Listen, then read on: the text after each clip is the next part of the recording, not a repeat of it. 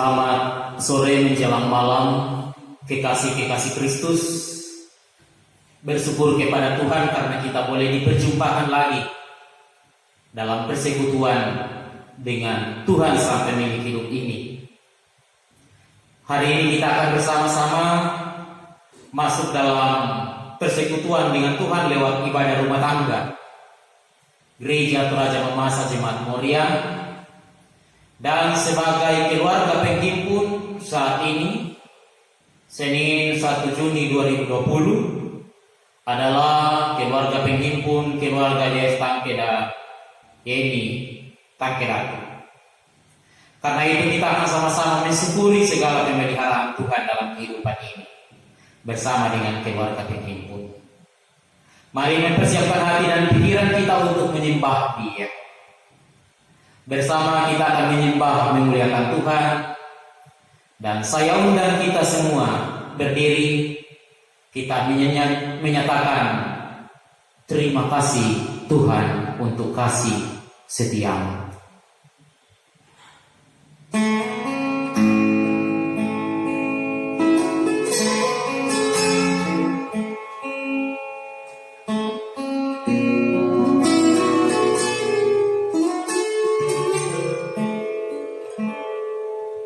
Terima kasih Tuhan untuk kasih setiamu yang ku alami dalam hidupku. Terima kasih Yesus untuk kebaikanmu sepanjang hidupku. Terima kasih Yesusku buat anugerah yang Kau beri sehari ini. Tuhan ajarkan syukur bagimu. Syukur bagimu.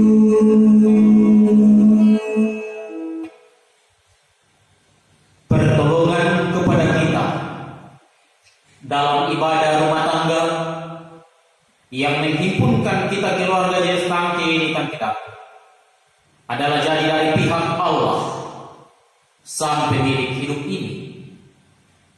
Turunlah kiranya anugerah salam damai sejahtera dari Allah Yesus Kristus dan Roh Kudus yang akan memuluskan jemaat sekalian. Amin. Silakan duduk kembali. Saudara-saudara kekasih Kristus, kasih setia dan hikmat Allah yang selalu memandu perjalanan hidup ini. Karena itu layaklah untuk selalu menyatakan puji dan hormat kita kepadanya atas segala kasih dan hikmat yang selalu bersama dengan kita. Mari kita menyatakan hormat dan pujian kita dengan menyanyikan Terpujilah Allah, hikmatnya besar. NKB nomor 3.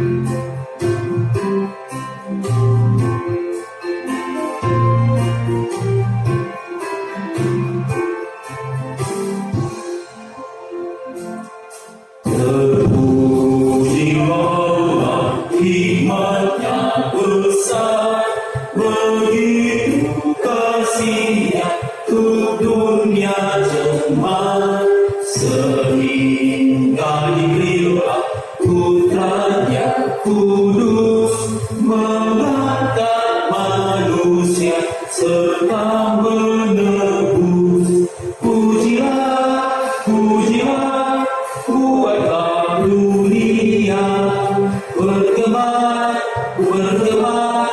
mendengar suaranya.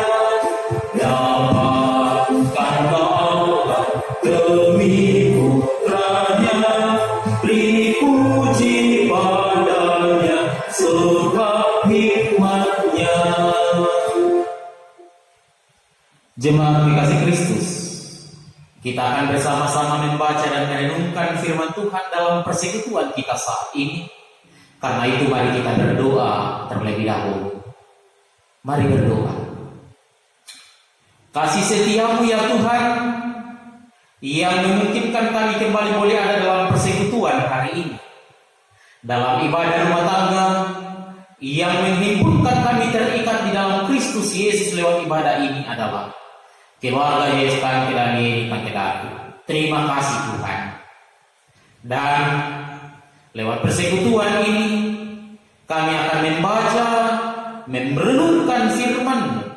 Karena itu ya Allah, layakkan kami, buka akal hati dan pikiran kami untuk mengerti, memahami firman kebenaran-Mu ya Allah. Bersabdalah Tuhan Yesus, kami siap merenungkannya. Amin. Sahabat-sahabat kekasih Kristus, bahagian firman Tuhan yang saya siapkan dalam ibadah rumah tangga saat ini terdapat dalam kitab Perjanjian Lama,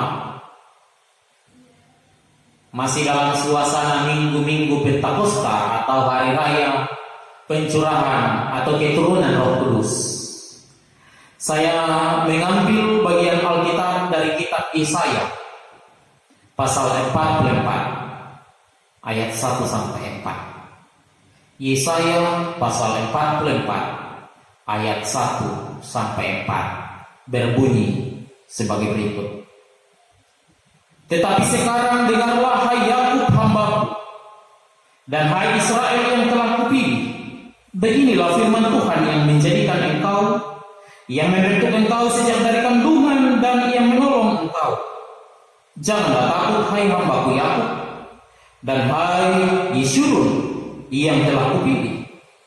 Sebab aku akan mencurahkan air ke atas tanah yang haus, dan hujan lebat ke atas tempat yang kering.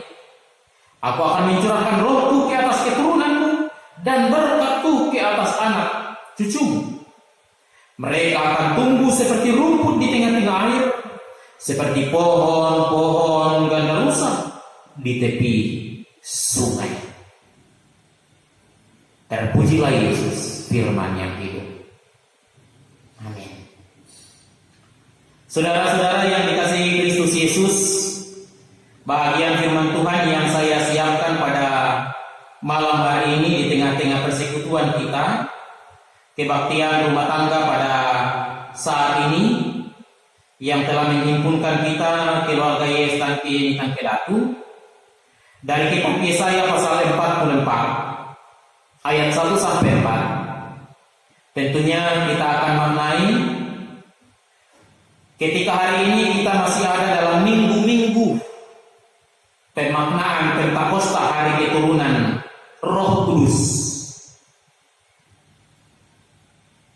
Jadi kita masih ada dalam minggu-minggu seputar pemaknaan perayaan hari raya Pentakosta, hari ke-50 setelah Paskah, atau hari keturunan Roh Kudus, hari keturunan Roh Kudus.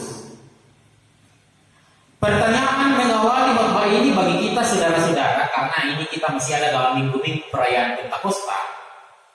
Maka mengawali renungan ini pertanyaannya adalah sebagai berikut.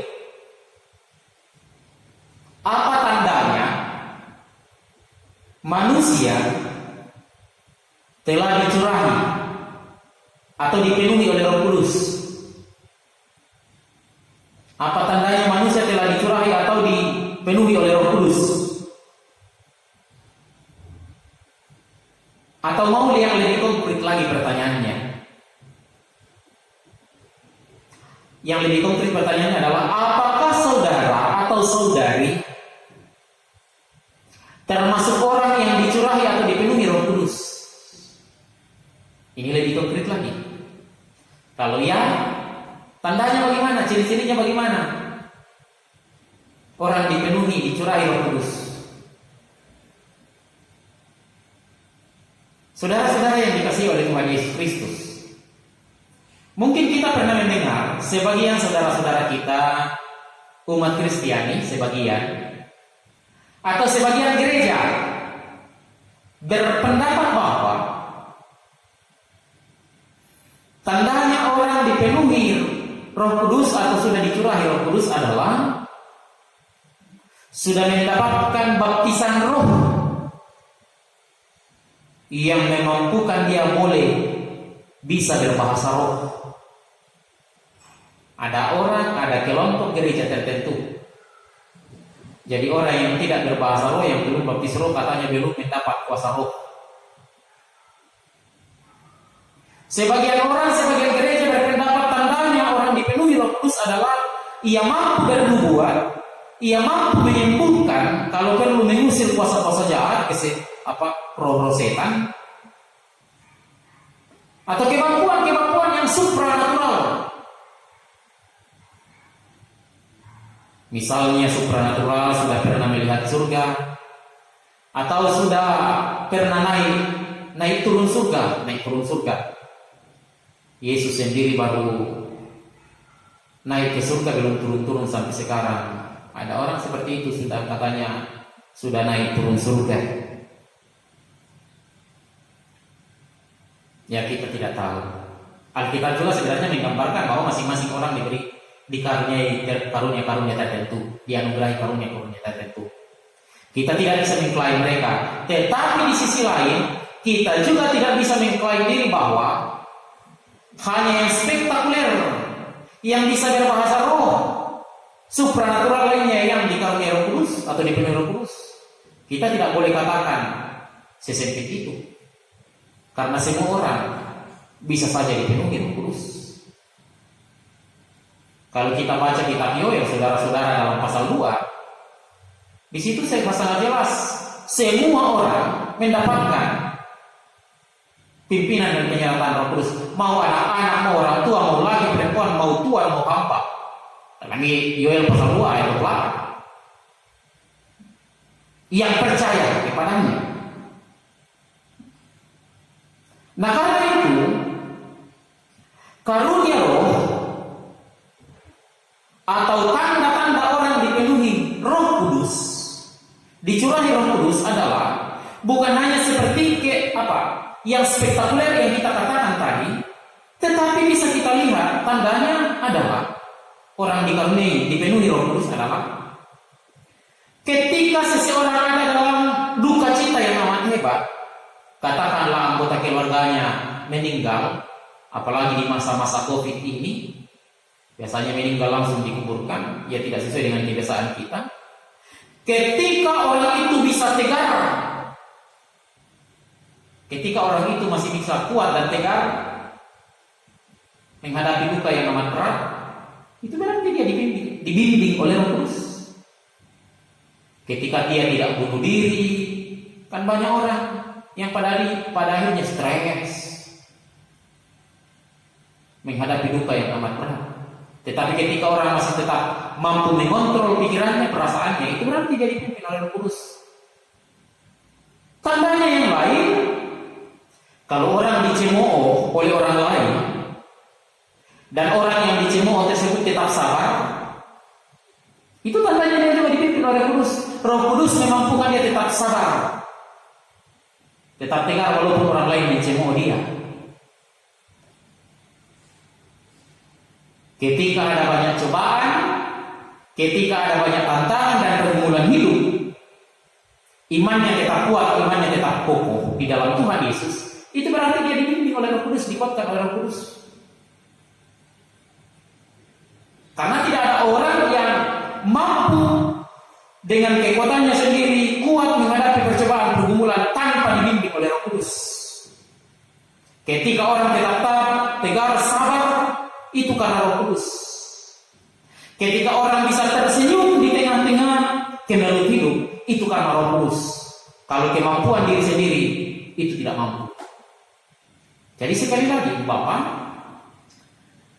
tandanya orang dipimpin Roh Kudus, dicurahi Roh Kudus, bukan hanya dalam sikap atau sifat-sifat spektakuler yang kita katakan tadi, berbahasa roh atau menyembuhkan dan seterusnya, yang lain-lain. Bukan hanya itu, tetapi dalam kehidupan kita sehari-hari. Nah, firman Tuhan malam hari dalam kebaktian rumah tangga kita hari ini, melalui Nabi Yesaya kepada umat Israel hendak mau mengatakan bahwa peristiwa pemaknaan pencurahan Roh Kudus Allah menuntun umatnya digambarkan dalam ayat 3 bacaan kita. Dikatakan, aku akan mencurahkan rohku ke atas keturunan, dan ibaratnya seperti mencurahkan air ke atas tanah yang haus atau tanah yang kering. Aku akan mencurahkan air ke atas tanah yang haus, hujan lebat ke atas tempat yang kering di ayat 3. Tanah yang kering membutuhkan air. Dan saat itulah air datang, hujan datang. Ibarat seperti itu pencurahan Roh Kudus. Sesuatu yang dinanti-nantikan, memampukan, memuatkan di tengah-tengah hampir tiadanya kehidupan. Itulah gambaran yang dikatakan oleh bacaan kita Yesaya kepada umat Israel. Memang saudara-saudara, sedikit berbicara konteks bacaan kita pada saat itu, pada zaman Nabi Yesaya, umat Israel ada dalam tanah pembuangan di Babel. Mereka dijajah, diperbudak oleh orang-orang Babel di negeri orang lain. Dan mereka ibarat tanah yang kering, yang haus. Mereka kering secara politik, ekonomi. Bahkan juga mereka kering secara rohani. Tanah tandus, menderita dalam tekanan musuh. Padahal mereka orang percaya. Bisa-bisanya orang percaya kepada Kristus tertekan, penuh pergumulan, penderitaan, berbanding terbalik dengan bangsa Babel yang menjajah mereka. Mereka orang yang tidak mengenal Allah, tetapi mereka justru lebih baik, lebih segar, lebih makmur. Kan berbanding terbalik, saudara-saudara. Nah, di tengah-tengah kekeringan hidup atau situasi hidup yang tidak menyenangkan itu, firman Tuhan hadir melalui Nabi Yesaya bahwa ada janji pemulihan. Ibarat tanah kering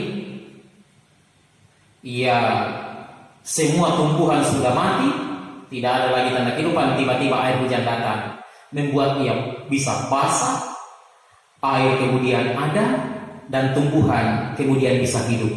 Ada tanda-tanda kehidupan. Itu janji Tuhan bagi umat Israel yang saat itu ada dalam kekeringan rohani. Janji pemulihan. Roh Kudus, Allah sendiri yang akan membimbing, menuntun mereka. Bapak Ibu Saudara yang dikasihi Tuhan, saya kira ini menarik. Dan ini juga berlaku, saya kira relevan dengan situasi kita sekarang ini. Di tengah-tengah kehidupan haus, kering, ibarat haus kering, tanah yang haus kering, dengan kehidupan kondisi kita sekarang yang penuh dengan kecemasan, ketakutan, kekhawatiran, kapan semua ini boleh berlalu? Pandemi COVID-19, era COVID-19, masa COVID-19. Tetapi saudara-saudara, firman Tuhan malam hari ini juga berlaku bagi kita bahwa Tuhan akan tetap setia memulihkan kehidupan ini. Kalau khotbah hari Minggu kemarin jelas kita dengar Roh Allah di dalamnya ada pembaharuan yang selalu mau membaharui ciptaannya. Roh Kudus akan selalu menguatkan kita dan memampukan kita dalam bertindak yang benar. Jadi Ibu Bapak, poin yang kedua adalah Roh Kudus itu bukan bagikan sulap, simsalabim, abrakadabra, jadilah dalam sekejap bisa berubah, tidak. Tetapi dia akan memampukan kita berjalan dalam sikap yang benar di tengah-tengah situasi kondisi yang serba tidak menyenangkan ini. Hanya Roh Kudus yang memampukan, karena itu memang tidak ada jalan lain melibatkan Roh Kudus hadir dalam kehidupan kita. Apa tandanya? Tanda-tandanya yang banyak sudah dijelaskan di awal, dan saya akan jelaskan lagi. tanda-tandanya Roh Kudus bersama memelihara menuntun kehidupan kita adalah kalau kita sudah mampu membuka tangan bagi orang lain, menolong orang lain yang membutuhkan pertolongan kita sesuai dengan kemampuan kita, itu berarti Roh Kudus yang menggerakkan. Karena kalau roh yang lain akan selalu membuat kita mengambil untuk diri sendiri. Tetapi Roh Kudus memampukan kita untuk mau membuka tangan, berbagi, mengasihi orang lain. Itu tanda yang lain, dibimbing oleh Roh Kudus.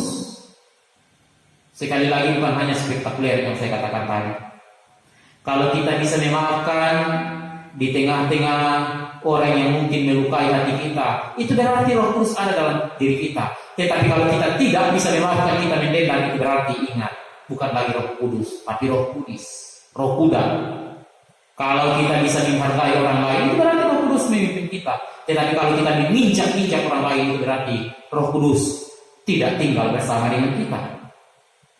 Kalau kita tetap punya pengharapan iman bahwa suatu saat nanti Tuhan akan memulihkan hidup negeri ini, dunia ini, itu Roh Kudus yang memampukan kita punya pengharapan iman bahwa Allah sanggup memulihkan keadaan ini. Semua itu karena karya Roh Kudus. Dan Roh Kudus memampukan kita untuk selalu berpikir positif, berpikir jernih. Roh Kudus memampukan kita mengambil sikap di tengah-tengah setiap persoalan kehidupan, apalagi pilihan-pilihan yang sulit. Termasuk Roh Kudus akan membimbing kita mengambil sikap untuk kemudian membudayakan pola hidup bersih, pola hidup disiplin, pola hidup untuk menjaga imun tubuh dan iman kepada Tuhan. Biarlah Roh Kudus tetap tinggal dan bersemayam dalam kehidupan kita, memandu hidup kita sekarang dan selamanya. Juga membimbing, menuntun keluarga Tangke dan Yeni Tangke Datu teristimewa ketika hari ini Ibu Yeni Tangke Datu bertambah lagi usianya. Selamat ulang tahun, Tuhan Yesus memberkati. Amin. Saudara-saudara yang dikasihi Tuhan, kita akan merespon firman ini dan mengucap syukur atas kebaikan Tuhan. Karena Tuhan yang memungkinkan kita ada dalam persekutuan bersama. Sambil kita membawa persembahan iman kita. Kita membuka NKB 197. Besarlah untungku.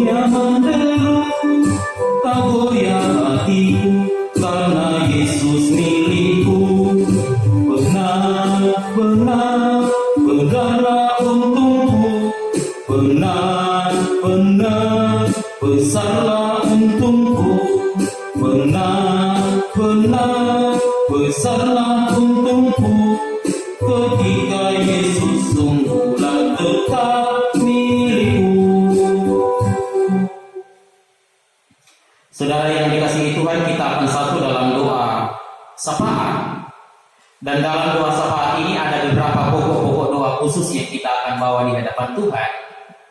Yaitu yang pertama, bersyukur untuk hari ulang tahun mamanya Vale, Ibu Yeni Tangke Datu. Bersyukur karena juga sudah boleh menyelesaikan studi pendidikan. Tentunya kita berdoa untuk pekerjaannya bersama dengan suami, anak-anak. Kita membawa dalam doa orang tua mereka, baik yang ada di kampung maupun yang bersama-sama dengan mereka di Makassar. Anak Vale dalam ulangan dan anak-anak dalam pertumbuhan, Elsa, Diantinaya, Axel, Daniel, dan Mia. Bapak Korini Irian dalam tugasnya dan tentunya anggota keluarga mereka.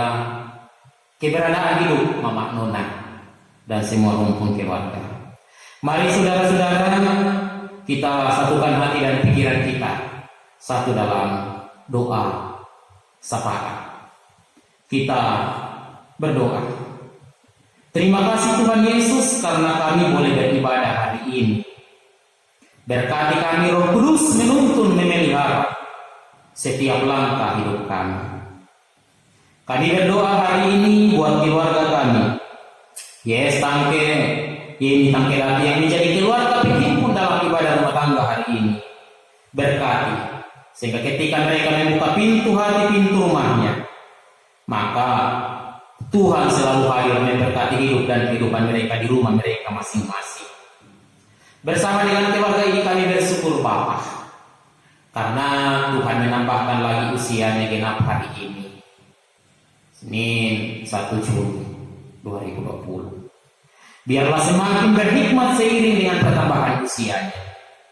Bahkan kasih sayang tetap nyata ketika proses pendidikan studi lanjut yang boleh dijalaninya boleh diselesaikan dengan baik. Semua ini karena kasih setiamu. Terima kasih Tuhan Yesus. Jadikan dia ibu rumah tangga yang berhikmat bijaksana dalam pekerjaannya, suaminya, dan ia pun akan menjadi teladan yang baik bagi suami kekasih. Berkati anak-anaknya, Vale dan adik kekasih, terkhusus Vale yang sementara ulangan. Karuniakan dia hikmat kepandaian. Elsa yang dinanya, Asel, Dani, dan Nia dalam pertumbuhan mereka, semua dikaruniai kesehatan dan pertumbuhan yang baik dari Tuhan. Kami berdoa orang tua mereka dalam masa tua, baik yang ada di Makassar bersama dengan mereka maupun yang ada di kampung halaman ayah kekasih. Berkati sehingga orang tua dalam masa tua tetap bersuka cita hidup mereka dalam kasih sayang. Bapak Gori dalam tugas tanggung jawabnya di Irian, Tuhan berkati. Saudara kami mamanya Nona yang menjadi perkumpulan bersama dalam keberadaan hidupnya entah di mana. Berkati Bapak, dan jikalau Tuhan berkenan, kabar yang terindah akan hadir bagi segenap keluarga. Tuhan memberkatinya. Semua keluarga di mana saja mereka berada, Tuhan berkati. Ungkapan syukur keluarga atas ulang tahun mamanya Vale dan selesainya pendidikan studi lanjut. Semua berkat Tuhan kami mensyukurinya. Berkati persembahan syukur, berkati jemaatmu hidup penuh dengan damai sejahtera dan sukacita. Ini syukur dan syafaat kami Bapa. Kami bawa beraskan Yesus yang sudah mengajar doa Bapa kami bersama demikian. Bapa kami di surga, dikuduskan namamu. Datanglah kerajaan, jadilah kehendak-Mu di bumi seperti di surga. Berikanlah kami hari ini makanan kami yang secukupnya, dan ampuni kami akan kesalahan kami, seperti kami juga mengampuni orang yang bersalah kepada kami. Jangan membawa kami dalam pencobaan, lepaskan kami dari yang jahat, karena Engkau yang mempunyai kerajaan dan kuasa dan kemuliaan sampai selama-lamanya. Amin. Kekasih-kekasih Kristus, kita akan bersama-sama menerima berkat Tuhan. Karena itu kita menyiapkan bahagian kidung nyanyian kita kepada Tuhan untuk menerima berkatnya lewat NKB nomor 100. Rindukah engkau mendapat berkat Tuhan yang penuh? Saya undang kita semua berdiri.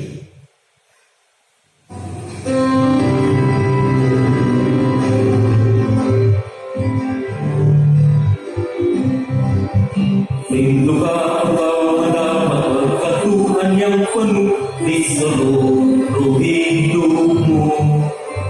Minta kepada Bapamu yang janjinya teguh menyertai langkahmu.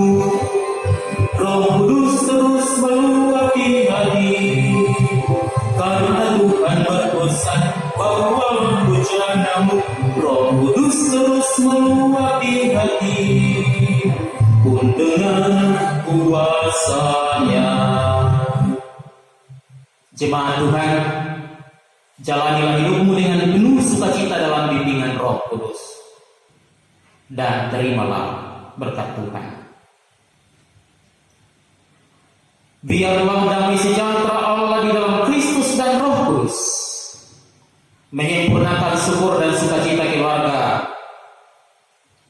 Tangki ratu, ulang tahun dan penyelesaian pendidikan, membimbing mereka keluar dan masuknya di rumah mereka, dan akan selalu memelihara jemaat sekalian dalam menjalani hidup dengan damai sukacita, kuat iman dan imun dari sekarang dan selamanya.